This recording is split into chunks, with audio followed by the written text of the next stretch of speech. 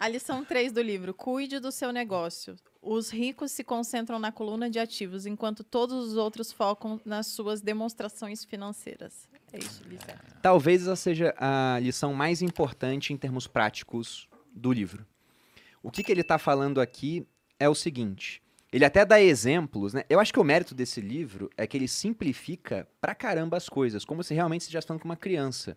E em termos financeiros, muitas pessoas são quase similares à criança, porque nunca tiveram uma instrução sobre isso. Sim. Então, o que ele fala é que ele divide, ele faz 2 desenhos, onde ele bota lá uma parte de demonstração financeira e uma outra de ativos e passivos.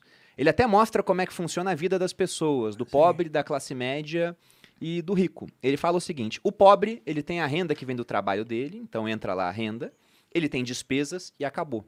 E às vezes as despesas são até superiores ao que ele tem de renda. Aí na parte do patrimônio é 0 ativos e ainda começa a ter passivo com dívida. Aí ele fala da classe média. Ele fala que a classe média tem lá a sua renda, que é maior do que as despesas. Então, geralmente, o que a classe média faz? Aquele dinheiro que sobra, ao invés de investir, eles consomem. Eles querem o carro, aí se eles compram um carro, eles querem um carro mais caro. E ele Aumenta tem o uma frase boa aqui sobre isso. Ó. Os problemas financeiros geralmente resultam do trabalho de uma vida toda feita para outras pessoas. Então, compra o carro para impressionar o amiguinho. Não, né? e além disso, ele também fala o seguinte, que cuidar do seu negócio aqui não significa você abrir um negócio. O que ele fala é, a sua profissão não é o seu negócio. O seu negócio tem que ser acumular ativos. Esse é o negócio de toda pessoa. Muito bom isso. Ele fala que a classe média, quando sobra dinheiro, compra um passivo. E aí esse passivo vai tirar mais dinheiro do bolso deles. Então o fluxo deles é renda, compra um passivo, o passivo aumenta a despesa, daqui a pouco as despesas estão tão grandes que quando a renda baixa o cara entra em dívida, não constrói patrimônio. Eu acho que o principal insight que eu tive desse livro é entender que patrimônio pode ser ativo ou passivo. O primo até postou esses dias. Que alguém perguntou sobre ter carro ou sobre ter casa.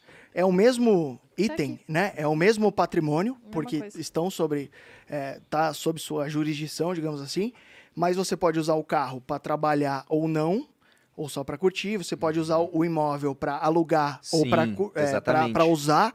Então, o principal ensinamento que eu tive com esse livro, quando eu era bem novo, foi entender que patrimônio ele pode ser ativo ou passivo, né? Não, e tem uma coisa muito interessante disso também. Porque se você pegar a definição contábil, né, é muito mais complicado. Pô, você tem lá ativos intangíveis, tangíveis, aí você tem que o negócio é passivo, circulante. É um monte de definição complicada. Quando eles perguntaram pro pai rico qual era o jogo dos ricos, ele falou, ricos compram ativos, pobres de classe média compram passivos. Achando que são ativos. Achando que são ativos. O que é um ativo? Ele falou, ativo é o que isso. bota dinheiro no seu bolso, passivo é o que tira. Ele falou, é isso. E as crianças falaram pra ele, falou, caramba, é só isso? Por que as pessoas não fazem isso? Ele falou, porque elas confundem as coisas. E o rico é o quê? Ele nem bota mais fluxo de trabalho, ele bota só, tem um monte de ativo, até tem passivo, mas tem um monte de ativos, os ativos geram renda e com essa renda você paga as despesas. Ele fala que é isso. Mas tem uma sacada, talvez até mais complexa, que é o seguinte, às vezes a diferença entre um passivo e um ativo é só uma, é só o seu conhecimento. Porque, por exemplo, quando você pega um imóvel, você financia ou você paga alguma coisa, você tem um custo. Então, na lógica, é um passivo. Mas, dependendo de como você fizer isso, ele é um ativo para você. Né? Então, assim, uma conta que eu vejo as pessoas fazendo lá fora e o brasileiro não faz é o ROI, que é o Return on Equity de um patrimônio, né? de um ativo imobiliário. Porque a fórmula de um patrimônio, do ROI, aliás, é lucro líquido sobre patrimônio líquido. Patrimônio líquido é ativo menos passivo. Então, se você tem um imóvel e você comprou um imóvel de 1 milhão, mas você já quitou uma parte e você deve, por exemplo, 800 mil, então você tem um patrimônio líquido de 200 mil reais. Então você vai pegar o seu lucro líquido aqui em cima, que é o quanto você recebe de aluguel, menos o que você paga de financiamento. Esse valor, muitas vezes, vai te dar um ROI que você não encontra em nenhum outro investimento. Sim. Até o momento em que o seu patrimônio líquido começa a ficar muito grande, o seu ROI diminui, e aí o que você tem que fazer para manter um ROI alto? Abrir um outro financiamento imobiliário. Então existe um sweet spot aqui, onde isso daqui deixa de ser um passivo e vira um ativo, e onde você tem um ROI muito alto. É uma linha tênue, aquele só que você... Só que impressionar. Impressionar. Né? Então, cara, é por isso que eu tô falando que às vezes a diferença entre o negócio e o passivo ativo é só você saber o que você está fazendo, cara. Não, É só dá- você dá comprar um pra dar carro e virar Uber. Exatamente. Esse seria o exemplo Não, mas que que eu aí ia você dar. tá empregando o seu trabalho, é diferente. Aham, seu tempo, né? Exato. Ele fala, exatamente, ele fala que o que são ativos na opinião dele. Ele faz uma listinha ali do que são ativos. Coloca ações, coloca imóveis e coloca negócios que não dependam da presença dele. Porque se depender da presença dele, aí não é negócio, é uma profissão. Então isso do Uber é, por exemplo, você comprar carros, o que inicialmente a visão poderia ser, embora contábil, né, na visão contábil seja um ativo imobilizado por uma empresa, na visão dele aqui, ó, o seu carro é um passivo. Mas se você compra carros para botar pessoas para dirigirem para você, aí vira um ativo da sua empresa. Aham. Seria a visão dele. Ele fala, essa parte de ativos, eu acho interessante ele falar que ativos trabalham 24 horas por dia. Então, a gente que investe fora, a gente que diversifica nossos investimentos, enquanto eu tô, sei lá, trabalhando aqui, suponhamos, aqui eu tô só tomando uísque falando groselha, mas suponhamos que eu estivesse trabalhando. Quantas horas eu consigo trabalhar por dia? Sei lá, de 12 a 15, vai. Suponhamos que Quando muito, né? De maneira sustentável, É que você não me 15 vai conhece. demorar, sabe? Vai ser alguns anos me só. conhece. Mas quando você troca a sua grana por pessoas que estão trabalhando por você, você consegue de fato fazer sua grana trabalhar 24 horas por dia. Porque o primo, por exemplo, investe em BDRs. Eu investo em BDR pra cacete, já cheguei meio a meio em Caraca. BDR. Então, tem gente que prefere investir lá fora, tipo o Perini, compra estoques. Então, perceba que enquanto você está dormindo, as pessoas estão trabalhando para você. Isso é maravilhoso, né? É verdade. É verdade. Eu acho que talvez se eu fosse atualizar o conceito do livro, seria... Nossa, tá usado você... ele, né? Tô usado, né? Seria você buscar ativos convexos. Eu só adicionaria Sim. isso. É a única coisa que eu adicionaria. Porque, assim, eu acho que o jogo, o segredo... Explica pra gente eu o ia que seria perguntar. a convexidade, Thiago, por favor. É porque o segredo do dinheiro, pra mim, é só um. É você dominar o tempo. Né? E quando você entende que o tempo ele é a chave, quando você entende que o tempo ele é uma medida, uma métrica talvez até melhor do que o dinheiro, né? Uma vez que, por mais que a gente tenha mudado ao longo da nossa história várias métricas, né, de se mensurar a riqueza, já foi soja, já foi sal, já foi sei lá o quê, o tempo sempre foi uma métrica que até hoje continua e ele é tão escasso como nunca, né? Mas a gente tem um limite, a gente tem 24 horas por dia, então isso é um grande problema. Por isso que eu não acho que a gente tem que buscar só ativos, temos que buscar ativos que eles possam romper a barreira do tempo. Ou seja, que eles possam trabalhar mais do que 24 horas por dia pra gente. Aham. E a gente só encontra isso em ativos convexos, né? Então, por exemplo, se eu vou num primeiro encontro, Danado. cara, Me chama. o que pode acontecer? Te Não chama. sei, não sei. Imagina, a gente vai num primeiro encontro, pode acontecer muita coisa. Sim. Pode não acontecer nada, ou você pode conhecer a mulher da sua vida. Sim. Né? Então, assim, isso é um momento convexo na sua vida. Então, quando você compra uma ação, cara, isso é convexo. Né? Você pode ter um investimento que vai se multiplicar infinitamente.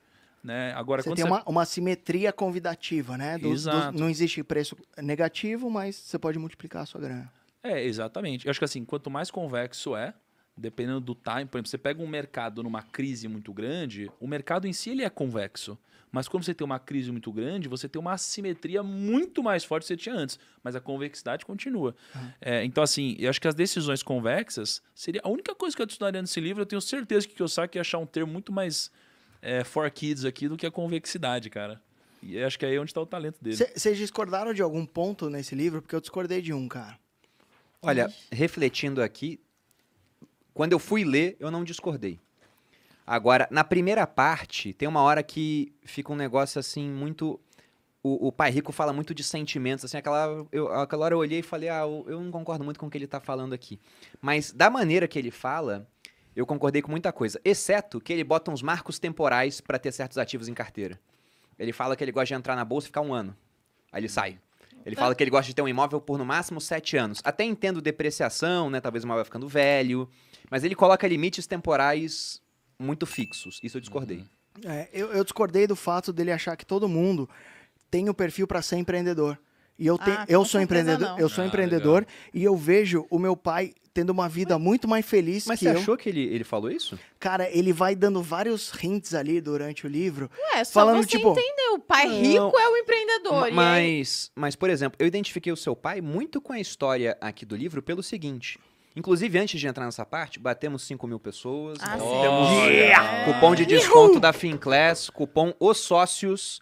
A assinatura, ao invés de ficar 12 de R$ 39,90, fica em 12 de R$ 29,90. Olha! Espero que aproveitem Mano, e na moral. desenvolvam a proficiência financeira de vocês. Para os 100 primeiros. Cara, R$29. Para os 100 primeiros. Então corre! Só para os 100 primeiros. Só para os 100 primeiros, então usem. Não vai durar até o final, então. Não é Então durante vá, a rapaz. Mas entrando nessa parte do quid do negócio, por que eu acho que ele não falou isso, pelo menos nessa parte aqui? Aham. Pelo seguinte, ele até dá um exemplo interessante no começo. Ele começa esse capítulo falando do Ray Kroc, que foi o cara que fez o McDonald's ficar gigantesco, Ah, eu né? vi Virar a aqui. potência que é. Tem o filme Fome de Poder, Que muito tem a ver bom. com terrenos, né? E não com o lanche em si. Divide opiniões o filme, porque ele foi bem filha da puta com os irmãos, Ah, que só que os isso. caras ficaram ricos também por conta dele. Seria uma lanchonete pequenininha se não fosse o Ray Kroc. E ele foi dar uma palestra num MBA, na Universidade do Texas, falando de negócios. E depois ele foi para um happy hour com o pessoal. O pessoal começou a conversar com ele e ele falou, qual é o meu negócio? Perguntou para os alunos. Aí todo mundo riu pensando, é óbvio, né? É um McDonald's, o seu negócio é hambúrguer. Daí ele falou, não, meu negócio não é hambúrguer. O meu negócio de verdade é imobiliário, como o Pete falou. Porque eles compram os Eu já vi essa terrenos, história. colocam as lojas lá e o franqueado paga o aluguel pro McDonald's. E o McDonald's, na época que o livro foi lançado, e possivelmente até hoje, ele se tornou o dono do maior patrimônio imobiliário do mundo. Ele tinha mais patrimônio imobiliário do que a Igreja Católica, que tem uma igreja em cada canto. E são os melhores locais, né? É. Tá sempre, tá na Broadway, tá, sei lá, em qualquer lugar Você que vai você na olhar. Times Square, tem o que lá? Em frente à escada. Aquela Red Stairs lá, tem lá um McDonald's. Tinha, não Então, sei se ele tem falou ainda. que isso é um negócio. E aí é o ponto que eu vou chegar e discordar de você nesse ponto, Pete. Que é o seguinte, ele fala, cuidar do seu negócio não é abrir um negócio. Ele só diz, você é um chefe de cozinha, isso é sua profissão. Qual o seu negócio? Adquirir ativos. Aham. Você é um professor, isso é a sua profissão, não é o seu negócio. Qual o seu negócio? Adquirir ativos. Então ele fala, você não tem que abrir uma empresa para isso. Agora você tem que ter noção de que o seu negócio é adquirir tantos ativos que um dia você possa viver da renda gerada por esses ativos. Aham. E aí ele Mesmo fala, que inclusive... você seja CLT. Exatamente, que foi o que seu pai fez. E ele fala que nessa hora que você tem muita renda vindo desses ativos, aí sim você pode começar a comprar passivos. Quando essa renda é capaz de comprar Isso é passivos. muito foda. Que a mulher dele comprou um Porsche com a renda passiva da mulher dele, né? Exatamente. Mas é que ele fala isso no capítulo 3, mas ele também fala, muitas pessoas passam suas vidas cuidando dos negócios de outras pessoas e as deixando ricas. Na verdade, o seu negócio envolve a coluna de ativos, não a de renda. E em diversos momentos ele não fala sobre o risco de você abrir um negócio. Mas tá vendo que ele falou? A coluna de ativos, ou seja, você vai trabalhar para os outros, mas pega o dinheiro e compra ativo. O teu negócio é comprar ativo. Não peguei essa, acho que eu já tinha Eu tomado não tinha um pego whisky. desse jeito, não, mas achei. Também faz não, sentido. porque, na minha percepção, ele fala que quem é CLT é tipo, não sabe assumir risco e é um bosta. Lendo Não, mas ontem, parece mesmo. Do jeito que ele põe, parece. do jeito Mas que é ele que, põe. cara, quando você vai comparar. Eu fiz É isso que o uma vez. Perini é um lord. Ele interpreta, tipo... Eu acho até que ele presencialmente falaria assim. Mas no livro tá mais É. light. Não, mas olha E eu só, digo cara. presencialmente por Vocês conta da querem palestra. ouvir a história da palestra? Não, deixa eu... O Thiago tava lá, eu tava lá, né? Vai, Mas depois a termina aí Malu o que conta você ia então. dizer. Não, o que eu ia falar é que, cara, quando você coloca dos dois lados aqui, os prós e contras de você ser um empreendedor e você ser um funcionário, parece mesmo que é uma decisão que você não tem nem que pensar de tão óbvia. Porque, por exemplo, limite de ganho. Pô, funcionário tem limite, empreendedor não. Liberdade de tempo. Cara, aqui não sei o que lá. Teoricamente, o empreendedor tem. Na teoria. Teoricamente, Você escolhe livremente não ter tempo nenhum durante bastante tempo, às você vezes. tem a liberdade de não dormir, é sensacional. Assim, Exatamente. especialista ou generalista. Assim, é tantas coisas, você fala, cara, parece que realmente não faz sentido. Agora, onde eu discordo do livro, é um ponto onde, até hoje, eu sempre tento incluir isso na minha vida, que é sobre os benefícios tributários. Por quê? Vamos chegar nisso, eles são 4. Eu vou falar já, então, já pra Só você falta já entrar. 7. A história dos impostos e o poder das sociedades anônimas. Lê aqui o subtítulo. Meu pai rico foi apenas mais esperto e usou sociedades anônimas, o maior segredo dos ricos. Diga aí, Thiago. Porque eu acho que o conceito, ele é incrível. Faz muito sentido. E muito é aplicável no nosso dia a dia. Mas do jeito que ele explica, né? Ele explica mais ou menos assim, ó, quando você é um funcionário, você tem assim, a empresa ganha, aí você paga... Aliás, você ganha, aí você paga imposto e aí você gasta. Sim. E, cara, no Brasil você paga 27,5% se você tiver numa... Isso só dá faixa de renda, né? Isso, exato. Então, assim, a empresa paga, você paga, todo mundo paga, e aí sobra pouco para você gastar, né? E aí na sociedade anônima você ganha, você gasta e depois você paga imposto. E faz muito sentido na teoria. Mas na prática, assim, a legislação é muito diferente do Brasil e dos Estados Unidos. Sim. Ele não pensou na gente nessa hora. Exato. Por isso que, assim, eu tenho um grande desafio, que eu estou adaptando o livro do 1.000 a 1.000.000 para que ele seja global. Porque hoje, se alguém de outro país ler, ele fala, cara, não faz nenhum sentido esse livro. E é muito difícil. Então, acho que o livro inteiro ele é global, porque ele fala de princípios, conceitos, valores. Mas quando a gente chega nisso, para a gente tem... E aí eu vejo muitos amigos até, que ao longo da história já falaram comigo sobre esse livro, perguntando, como que eu faço? Não, esse é o ponto que mais gera dúvida. O pessoal geralmente faz isso realmente, pergunta. E, inclusive, eu lembro do evento, a gente estava lá no evento, foi onde eu conheci o Thiago, teve uma hora que ele falou isso. Aí um monte de gente começou a levantar a mão e falou, mas aqui é diferente. Porque... Aí deu treta. Exatamente. Não, foi E o mais legal é que o brasileiro levanta a mão e fala, aqui é diferente. Mas como é que é? Não sei. Porque é muito complexo, cara. Ele botou o contador dele pra dar uma palestra uma hora. O cara falou, aqui é uma loucura, né? É difícil. É doido não, isso, mas cara. deixa eu explicar, porque foi a pior palestra que eu já estive na minha vida. Primeiro porque o cara, ele é meio arrogantão, né? E ele era um treinamento, então ele queria Porque vender ele tá velho também, né? uma série de coisas e era um ticket bem alto, assim. E eu sei que ele entrou pra dar a palestra, acho que já era a segunda ou a terceira entrada dele, que ele entrou várias vezes. Entrava um pouquinho, saía, entrava um pouquinho, saía. E aí ele entrou e ele tinha que vender, alguém devia estar pressionando ele pra vender, era um ticket de 7 pau, só que isso faz muito tempo. E Caralho. era Bota muito aí, mais caro. Era uns como 6, se 7 fosse... mil de 2017. Era como se fosse, sei lá, uns puxadinho, 20 hoje, eu acho, né? Alguma coisa assim. E aí eu sei que começaram E ele falou, não, eu vou contar pra vocês isso no treinamento. E era só o que ele dizia. Era aí assim. não sei o que, ele falava, eu vou contar no treinamento. E ele não falou nada na palestra. Aí começaram a meio que zoar ele, a xingar ele. Na verdade, teve uma hora que ele falou assim, ele queria vender muito esse treinamento, né? Mas era um inferno. A palestra foi tadinha. Não, Eu a fiquei com dó palestra depois. dele não foi boa. E tem vários pontos. O livro é muito bom. E o livro, provavelmente, não foi ele que escreveu sozinho. Tem uma equipe por trás pra ajudar a ficar Sim. um livro tão bom. Na palestra, ele escreveu isso aqui, ele tinha 50 anos. Poxa, faz 20 anos. Então o cara já tá com quase 70, né? Já tá mais velho, menos paciência. Embora o Warren Buffett seja um lorde. Até hoje. Até hoje, com 90 e tantos anos. Só que teve uma hora que ele falou, eu vou ensinar vocês isso, vou ensinar, e não ensinava nada.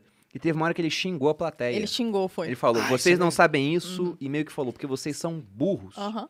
Aí o pessoal começou a Aí eu vaiar olhei e ele. falei, oi? Eu era mesmo, naquela época eu era Você bem tacou o burra, tamanco? mas eu fiquei indignada dele falar na minha cara isso, né?